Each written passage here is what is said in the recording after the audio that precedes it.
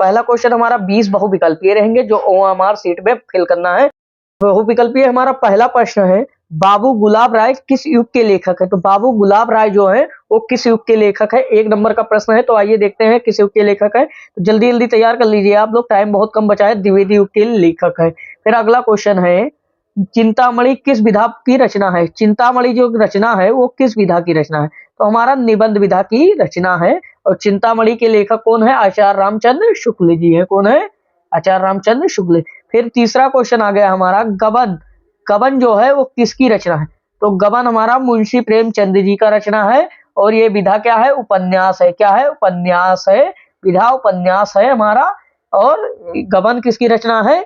मुंशी प्रेमचंद की। अगला क्वेश्चन देखते हैं, शुक्लोत्तर युग की समय सीमा क्या है? तो शुक्लोत्तर युग जो है इसकी समय सीमा क्या है? समय सीमा क्या है? तो 1919 से लेकर 1938 तक इसकी समय सीमा है। फिर पांचवा क्वेश्चन है, नीड़ का निर्माण किस विधा की रचना है? तो नीड़ का निर्माण जो रचना है वो किस विधा की रचना है? तो ये हमारा आत्मकथा का है। किसका है? आत्मकथा का है। इसलिए आप तैयार कर लिए। अगला क्वेश्चन है, प्रिय प्रवास किस युग की रचना है?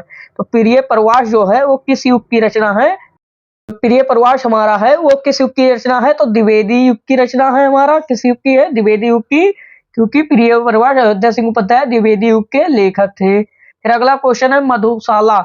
मधुशाला किसकी रचना है? तो मधुशाला हरिवंश राय बच्चन जी की है। किसकी रचना है?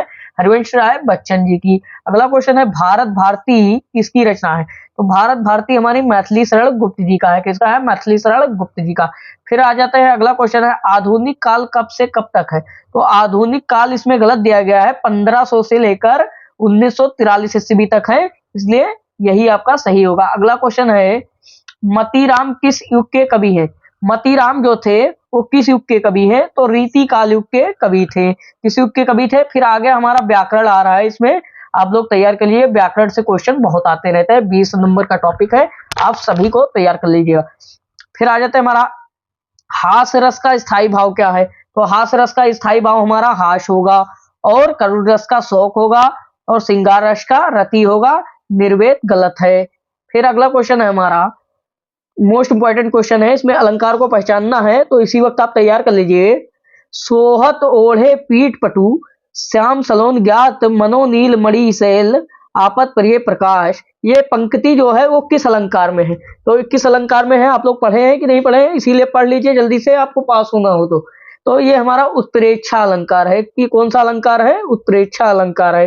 फिर अगला क्वेश्चन है हमारा, रोला छंद में कितने चरण होते हैं? तो रोला छंद जो होता है जो उसमें 4 चरण होते हैं, वो कितनी मात्राएं होती है? 24 मात्राएं होती हैं। कितनी मात्राएं होती हैं? 24 मात्राएं होती हैं। और 4 चरण होता है। अगला क्वेश्चन है, आकर्षण शब्द में किस उपसर्ग का प्रयोग किया गया है? तो आकर्षण जो शब्द है इसमें पहले क्या लगा है? आ। तो इसलिए आकर्षण हो जाएगा। आ का इसका उपसर्ग है। उपसर्ग का अर्थ होता है उप मतलब पहले, और स्वर्ग मतलब बाद, प्रत्यय मतलब बाद में। तो उपसर्ग में आ पहले आ गया।